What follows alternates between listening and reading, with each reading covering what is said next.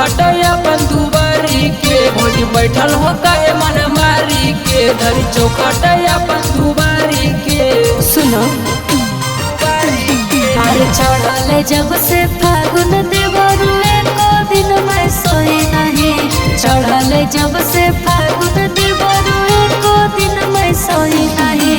होलिया में मोर चोलिया बड़ी रंग देवाला कोई नहीं। होलिया में हम चोलिया सो रंग देवाला कोई नहीं।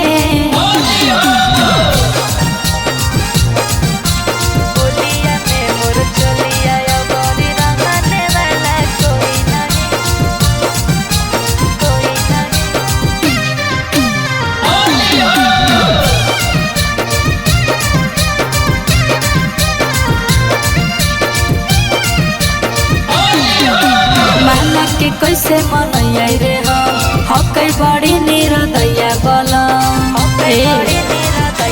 काहे लेबो होटल सर हो भौजी होलिया में की करिए आसो देवर से डलवाला रंगवा चोलिया में शादी के होला हमार देवरू एक महीना हुआ नहीं। होलिया में हम चोलिया अब के रंगे वाला कोई नहीं। होलिया में हमर चोलिया सो रंग देवाला कोई नहीं। होलिया में मोर चोलिया बड़ी रंग देवाला कोई नहीं।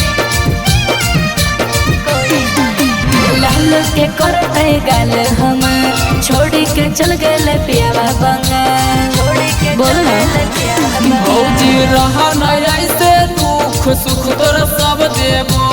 अच्छा तोहरा ऊपर से नीचे तक सब रंग देबो कि अंकुश राकेश दुखवा हमर बुझाने वाला कोई नहीं।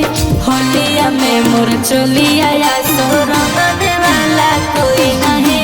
होलिया में हमर चोलिया सो रंग